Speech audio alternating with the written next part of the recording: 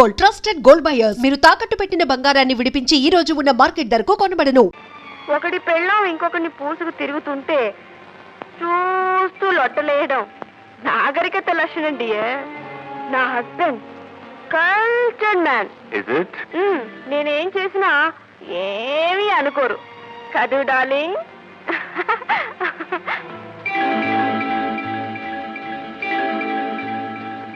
నీ స్పర్శనాలు వింత కోరికలు రేపుతోంది. ఈజీ. నాకు అంతే డార్లింగ్. I love you.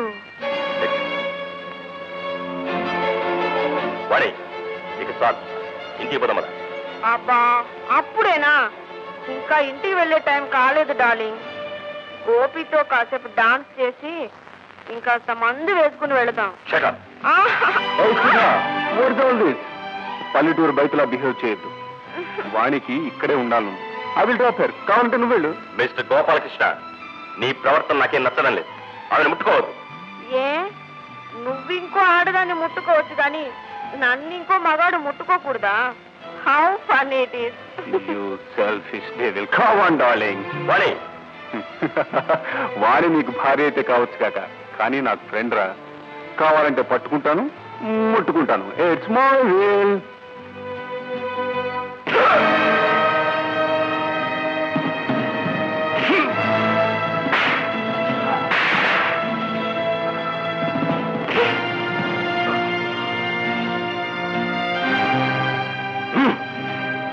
మళ్ళీ ఇలా ప్రవర్తించావంటే నీ మక్కెలను కొడతాను.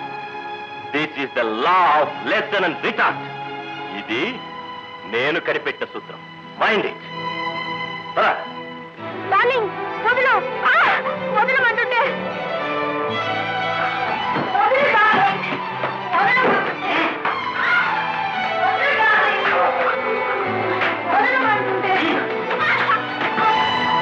ఏమిటి డార్లింగ్?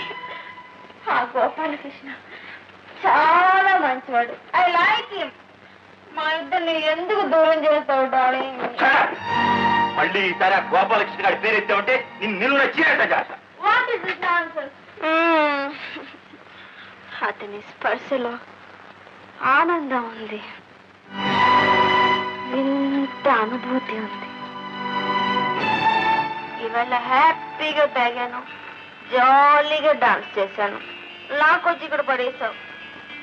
ఎవరో అన్నట్టు పండగ నాడు కూడా పాత మౌడేనా?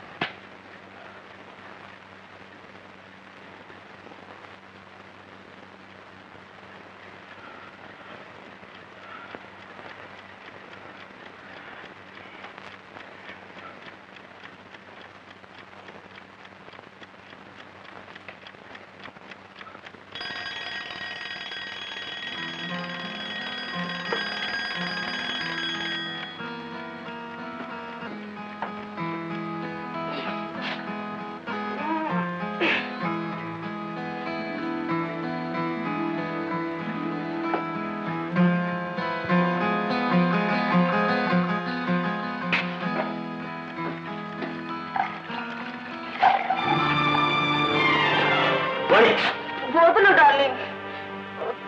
మందు పడకపోతే ముందు కదలలేను. ఇక నువ్వు తాగడానికి వీలేదు. తాగంటే నేను బ్రతకలేను డార్లింగ్. కాళ్ళు చేతులు వణుకుతాయి. ఇలా తాగి అడ్డమైన విధవులతో కలిసి తిరగడం, కావలించుకోవడం నేను భరించలేను.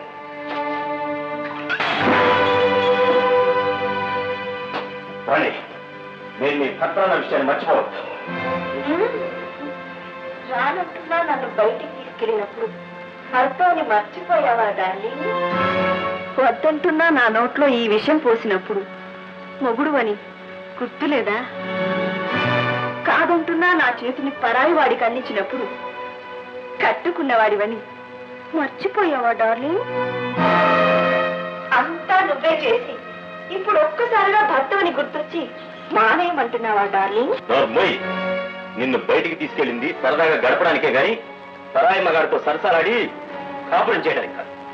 నేను సరసాలాడింది జస్ట్ సరదాగా గడపడానికి గాని కాపురం చేయటానికి కాదే. ఎంతకు తెగించావని.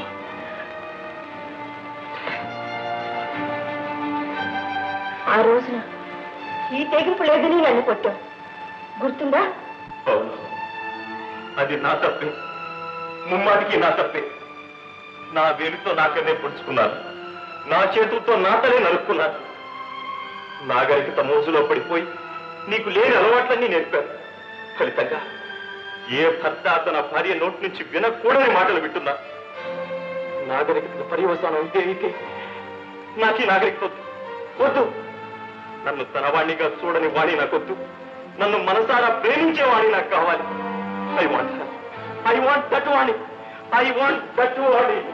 I want that Vani. నేను మీ వాణినేనండి, మీ వెనకటి వాణిని. మీకోసం రూపం మార్చుకున్నానే తప్ప మనసు మార్చుకోలేదండి. మీ తప్పు మీకు తెలిసి రావాలని ఇంత నాటకం ఆడాను. అవునండి, తాయారమ్మ పిన్ని బంగారు బాబాను నా చేత ఆడించిన నాటకం అండి ఇది. మా అమ్మ మీద ఒట్టేసి చెప్తున్నాను, నేను ఇంతవరకు ఒక్క చుక్క కూడా ముట్టుకోలేదండి. తాగినట్టు నటించాను. మీరు నన్ను తాగమని బలవంతం చేసినప్పుడన్నా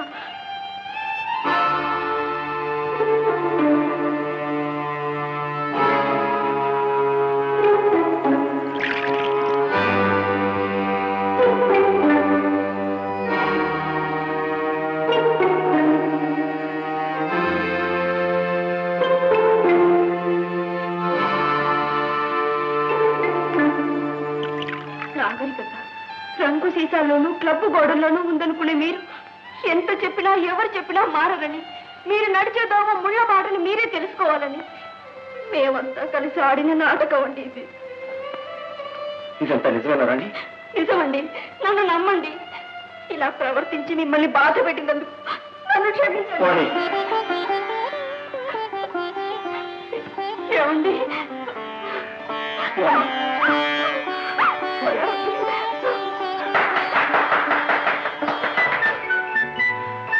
బాబు, ఈ నాటకంలో పాత్రధారిని వాణి, సూత్రధారులో మేము. నీ మనసుకేమైనా బాధ కలిగితే అందుకు కారణం మేము. మమ్మల్ని క్షమించు. మీరే నన్ను క్షమించాలి బంగారే. బాబు, నాగరికత పేరుతో భార్యని బజార్ల వెంట క్లబ్బుల వెంట తిప్పాలనుకునే యువకులు ఒక్క క్షణం ఆత్మశోధన చేసుకోవాలయ్యా.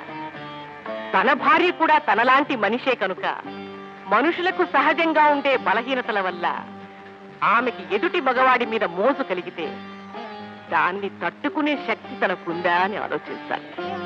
కరెక్ట్. ఈ కర్మభూమిలో పుట్టిన ఏ మనిషి అది తట్టుకోలేదయ్యా. అలాంటి స్థితి కోరుకోడు. నిజమేనండి. వేదాలు పుట్టిన పవిత్ర భూమి అయ్యా మనది.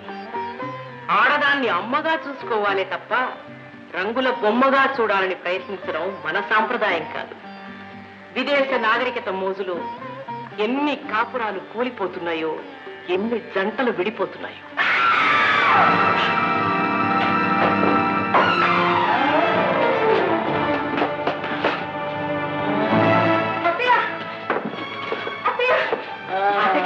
కారు గారి పడినట్టుందండి పాపం.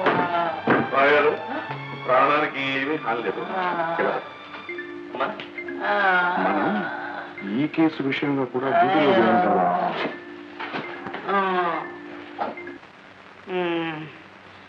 నేను ఎక్కడున్నాను రా? మీ ఇంట్లోనే ఉన్నాను పాపాయ్. శివ శివ శివ శివ. పాపాయమ్మ గారు, అయ్యా మీ ఒంట్లో నుంచి 2 లీటర్ల రక్తం పోయింది. అమ్మో, 2 లీటర్లే? అవునండి. రక్తం ఎక్కించకపోతే ప్రాణం నిలవదన్నారు. మాలో ఎవరి రక్తం సరిపోలేదు. కోటయ్య రక్తం నీ గ్రూప్ తో సరిపోయిందంటే అతను అడిగాం. తనకి ఏమీ అభ్యంతరం లేదని మనస్ఫూర్తిగా ఒప్పుకున్నాడు. అందుకే కోటయ్య రక్తం నీకెక్కిస్తున్నారు. ఈ అందరానే రక్తం నాకు ఎక్కించడం ఏమిటి అని అంటారా? డాక్టర్ గారు వెంటనే గొట్టం లాగేస్తారు. వెంటనే నీ ప్రాణం పోతుంది. తర్వాత మీ ఇష్టం. వద్దు బాబు వద్దు. సుధా ఏమిట్రా ఇదంతా? అది అంతే లేవే, ఊరికి ఐరన్ పడితే రక్తం ఎక్కదు. నువ్వు మాట్లాడకుండా పడుకో. అసలు మరేం భయం లేదండి, కావలసినంత రక్తం ఎక్కించాం. Okay okay పదమయ్యా.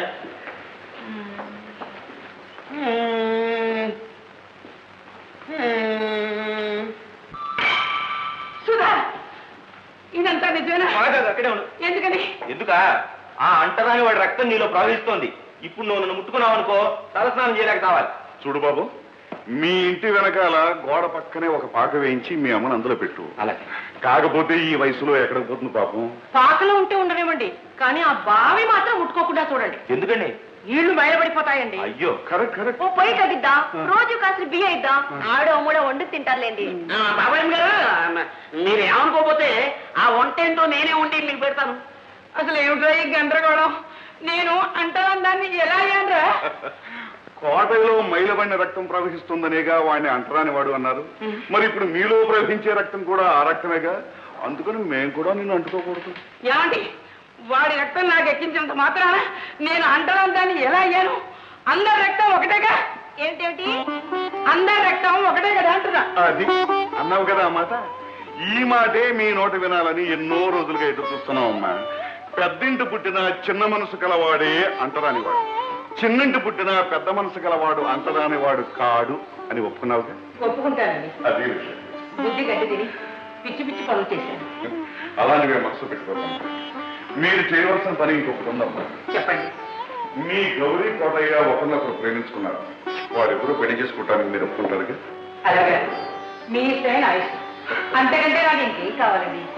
ఏమండి, తల్లి నోటు ఈ రోజు మీరు నాకు ఇచ్చారు, ఈ రోజు నుంచి మిమ్మల్ని పాపాయం అంటారు. ఏమా? అలాగే నాయనా. Very good. మనం మూడో డ్యూటీ కూడా పూర్తయిపోయింది. వస్తాం. ఏమండి? బాబాయ్ గారు, ఏమండి? ఎవరు మీరు? మా అందరి జీవితాలు బాగా చేయడం కోసం ఎందుకు ఇంత శ్రమ పడ్డారు? ఇప్పటికైనా చెప్పండి. చీకటి చూసిన మా జీవితాల్లో వెన్నెలు కురిపించడం కోసం మీరు ఎంతో డబ్బు ఖర్చు చేశారు, ఎంతో శ్రమదానం చేశారు. చెప్పండి, ఎవరు మీరు? చెప్పండి. మాదో విచిత్రమైన కథ పాపం. మొదట్లో పూట గడవని స్థితిలో ఉండేవాడు. అదృష్టం కలిసొచ్చింది. కలప వ్యాపారంలో లక్షలకు లక్షలు సంపాదించాను. ఇల్లు కట్టాను, వ్యాపారాలు పెట్టాను. మాకు ఆడపిల్ల పుట్టింది. మా చీకటి బ్రతుకుల్లో వెలిగిచ్చిన ఆ పిల్లకి జ్యోతి అని పేరు పెట్టుకున్నాం.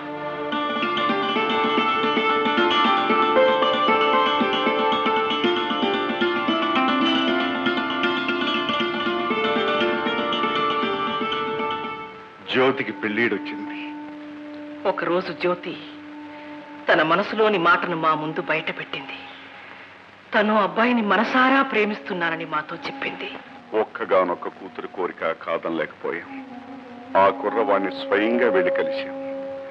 పేదవాడైన బుద్ధిమంతుడు, మంచివాడని తెలుసుకున్నాం. ముహూర్తం పెట్టించాం. ఒక శుభక్షణాన మా జ్యోతిని అతని చేతుల్లో పెట్టాం. ఆ పెళ్లి చేయడంతో మా బాధ్యత తీరిపోయిందనుకున్నాం. ఇంట్లో జ్యోతి లేని లోటు భరించలేకపోయాం. అందుకే విదేశాలు తిరిగి రావాలని మేమిద్దరం బయలుదేరి వెళ్ళాం. అకస్మాత్తుగా వచ్చిన సంపదతో మా అల్లుడు తాగుడికి, తిరుగుళ్ళకి అలవాటు పడ్డాడు.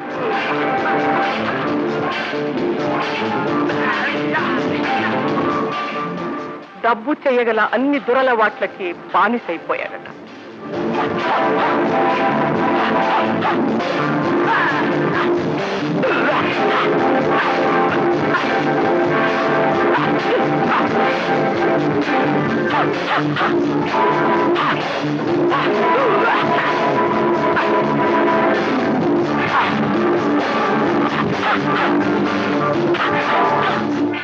తనంతట తాను కోరి చేసుకున్న వ్యక్తి ఇలా మారిపోయాడని విదేశాల్లో ఉన్న మాకు తెలియపరచడానికి అభిమానం అడ్డుపడి నిలువునా కాల్చేసే ఆ బాధను తనలోనే దాచుకుందుట పిచ్చి తల్లి.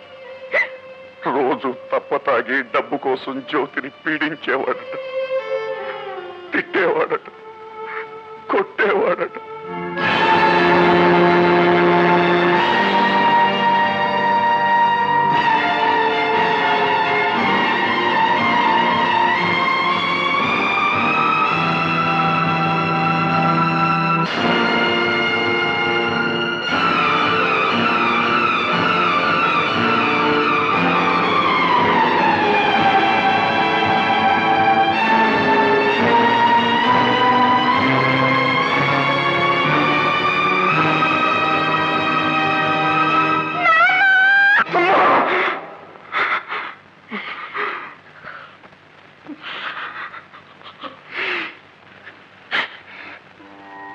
పుట్టి తల్లి ఒక బిడ్డకు తల్లి కాబోతోందనే శుభవార్త వినాలన్న కొండంత ఆశతో పరుగు పరుగున ఇంట్లో అడుగు పెట్టాం. జ్యోతి, జ్యోతి, జ్యోతి, అమ్మా జ్యోతి, అమ్మా జ్యోతి, జ్యోతి.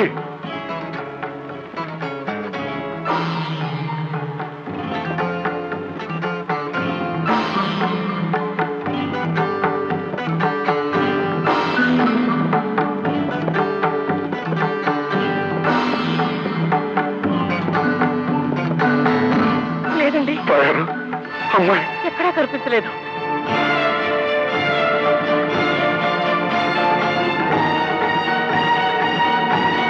అమ్మా జ్యోతి, జ్యోతి, జ్యోతి.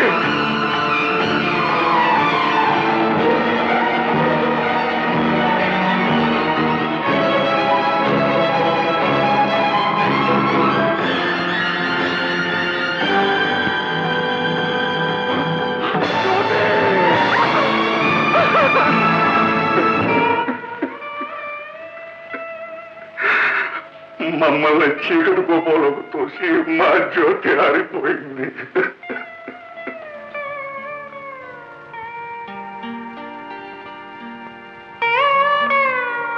ఈ ఘోరం జరగటానికి కారణం ఏమిటి? ఈ దారుణానికి కారకులెవరు? మేమేనమ్మా. పెళ్ళైన కొత్త జంటకి పెద్దల తోడు అవసరమని గుర్తించలేని మూర్ఖత్వం మా బిడ్డను బలి తీసుకుంది. కొత్త జంట కాపురం కోడిగిత్తలకు కట్టిన కొత్త బండి లాంటిది. పెచ్చు మీరిన ఆనందం, ఆవేశం ఆ బండిని పక్కదోవలకు లాగేస్తుంటాయి, ముళ్ళ డంకుల్లోకి తోసేస్తుంటాయి. ఆ బండిని అదుపులో పెట్టేందుకు కొన్నాళ్ళు అనుభవశాలి అయిన బండి వాడే అవసరం ఎంతైనా ఉందమ్మా. అదమ్మా మా కథ. లక్షలాస్తి కన్న కూతుర్ని బ్రతికించుకోలేకపోయింది. నాకు తాయారు, తనకు నేను తప్ప మూడో వ్యక్తి లేని అనాథ ప్రేతలమైపోయాం. అందుకే మా ఊరు, మా ఇల్లు వదిలి ఇలా తిరుగుతున్నాం. డబ్బు లేక, పెద్దల అండలేక కలతలపడి నలిగిపోయే కాపురాల్ని వీలైనంత వరకు చక్కబెడుతూ, మా బిడ్డకు మేము చేసుకోలేకపోయిన మంచిని ఇతరులకు చేస్తూ ఇలా కాలం వెళ్ళబుచ్చుతున్నాం. వస్తాం బాబు. ఆగండి బంగారయ్య గారు, మీరు వెళ్ళడానికి వీల్లేదు. అవునండి, మేమంతా మీ బిడ్డలం. మీరు మాతోనే ఉండాలి. బాబు, మీ అభిమానానికి గుండె కరిగిపోతోంది. కానీ మీలా అపార్థాలకు, ఆవేశాలకు గురై ఇంకా ఎన్ని కాపురాలు విడిపోయే స్థితిలో ఉన్నాయో వాళ్ళకి సేవ చేసుకునే భాగ్యం మా నుండి దూరం చేస్తారు. కాలు చెయ్యి ఆడేంత వరకు నలుగురికి ఉపయోగపడతాం. కదలేని స్థితి వస్తే మా బిడ్డలు మీ దగ్గరికే వచ్చేస్తాం. మన డ్యూటీ అయిపోయిందా? అవునండి, కొత్త డ్యూటీ వెతుక్కోవద్దు. పదండి. బాబు, వస్తావమ్మా? వస్తా.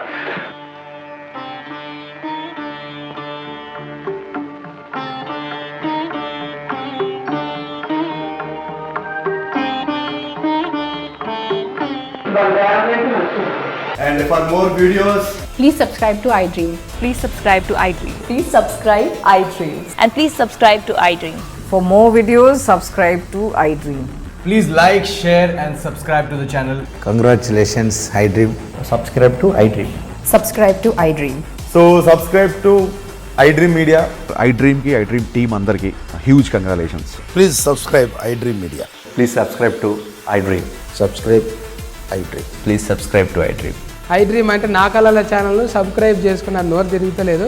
మీరైతే గంట గుర్తు కొట్టండి. For more such videos, please subscribe to iDream. Subscribe to iDream. Please subscribe to iDream. Please subscribe iDream Media. Please do subscribe to iDream. Please subscribe to iDream Media. For best entertainment and information, please subscribe iDream. And don't forget to subscribe to iDream.